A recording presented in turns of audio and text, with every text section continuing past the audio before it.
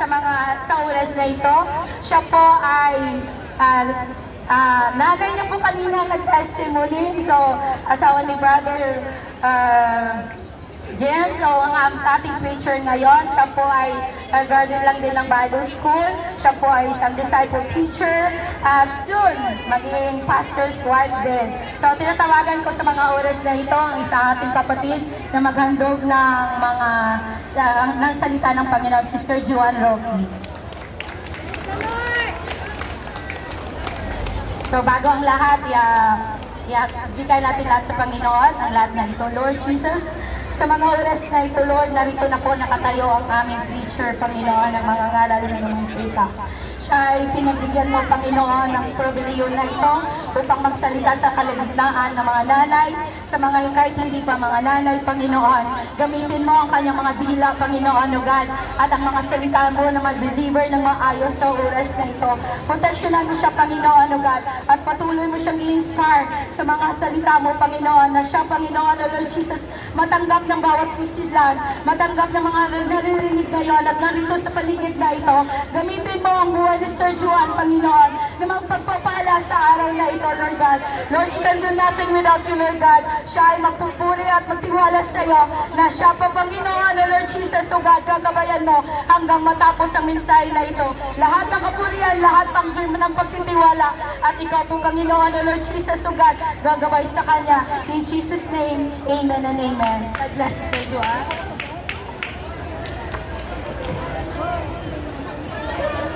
Hallelujah! Lahat ay pumuri sa Panginoon. Purihin na natin ang Panginoon. Praise God! Hallelujah! Hallelujah! Lahat po ba ay masaya? Especially mothers. Today is our day. Today is Mother's Day. We celebrate this day for the mothers, especially sa mga mothers na naririto, sa mga magulang na nagbibigay ng kanilang oras, kanilang time, sa pagbibigay sa ating mga mothers na OFW na nagbibigay ng ating time, sa ating kalakasan, para ma-provide natin ang mga pangangailangan ng ating pamilya sa Pilipinas. As we celebrate Mother's Day today, we, the UPC of Hong Kong, United Pentecostal Church of Hong Kong, New Life Fellowship, we greeting you a blessed, happy Mother's Day to all of you. Lahat ng mga magulang sumigaw ng Amen! Yes. Sino po ang mga magulang dito? Amen. Lahat po tayo ay magulang. Hindi man tayo may biological na mga anak, subalit tayo mga titas din. Kung wala man lang kayong mga anak, tayo mga titas. Sabi nga niya sa in the Bible, mother defined as a woman who bears, nurtures, and raises children, serving as a pillar of wisdom, care, and especially spiritual. We mother are here for our children to be spiritually guided them. Pero narito tayo sa Hong Kong, so we must pray for our children in the Philippines. As a mother myself, God give us the honor of nurturing and caregiving of our family. The Bible speaks about mothers. Mothers are women of strength. Do you believe that we are women of strength? Amen. In Proverbs 31 verse 17 says, she is a hard worker, strong and industrious. Lahat po ba ng magulang ay masisipag? Of course, dahil sa umaga pa lang, pag-gising natin, wala na tayong iniisip kundi kung ano ang ating ipapaalmusal sa ating mga anak. Kung ano ang ating ipiprepare na kanilang mga baon, hindi lang ng ating mga anak, kundi ng ating asawa. And also, preparing their clothes, their uniforms, and also assisting our children in all of their needs before going to school, and also our husband going to work. For all day round, that is a mother, a strong and industrious being. Walang nanay na tamad. Amen po ba? Siyempre, lalo na sa atin, we are working in Hong Kong as OFW. We do all the tasks since early in the morning until na tayo ay matutulog na. But we must remember that the Lord is our strength and shield, and Him our heart, trust, and our help. Isipin natin to, ang ating kalakasan nilang gagaling sa Panginoon. Hindi natin lahat magagawa ito kung wala ang ating Diyos, na Siya nagbibigay ng kalakasan sa atin. Siya nagbigay ng lahat sa atin, kaya lagi natin isawa ang Panginoon sa ating pagpapalaki ng ating mga anak. Amen po ba? And also, in Proverbs 21 verse 25 says, she is a strong and respected and not afraid of the future. Pero, most of us are afraid. Especially pag tumawag na ang ating mga anak from the Philippines. Pag nag-message na yan, a single two letters lang, ma. Marami na ang mga umiikot, there's something bubbling in our mind. What's happening? Pero alam na natin yan, mga magulang. Di po ba? Pag nagmana ang ating mga anak o ating asawa, alam na natin yan. But, don't worry. Sabi nga niya, do not afraid of the future. Because God is already there. Jesus is already there. Jesus is already prepared what's installed for tomorrow. So don't worry. Okay? Amen po ba? Yes. Because of the inner strength and character, not just a character, but a godly character of a mother, she earned respect from his husband and children. Siyempre, if you have a good character, not early in the morning, you're saying a lot of blah, blah, blah, your children also become respectful of you. We cannot get a blah, blah, blah to our children. Hindi natin sila mapagsasabihin, get it in a nice word. Hindi po yung lagi na tayo nagagalit. Iwasan po natin yun sa ating mga anak. Especially sa panahon natin. Iba na ang mga bring up ng mga bata ngayon because of the social media. So we try to be nice and prayerful in everything that we're going to say in our children. Huwag natin unahin ng galit. Because we are mother. We love them. So, pakiusapan na lagi sila in a nice way. Not in the way na sila ay magkikipag-away na sa atin. With her trust in the Lord, she doesn't fear what happens tomorrow because she knows that God, our Lord Jesus Christ, already there preparing every good thing for her. Kaya huwag natin problemahin ang bukas. Let bukas problem itself because God is already there.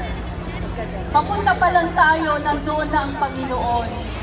Naghihintay na sa atin. Di po ba sa bawat oras, araw, nag-worry tayo. But remember that Jesus Christ is already there waiting for us. Yung lagi natin isipin, huwag tayo mag-isip ng mga bagay na hindi kaaya-aya. Dahil ang Panginoon, hindi niya tayo nilalang na para sa distraction.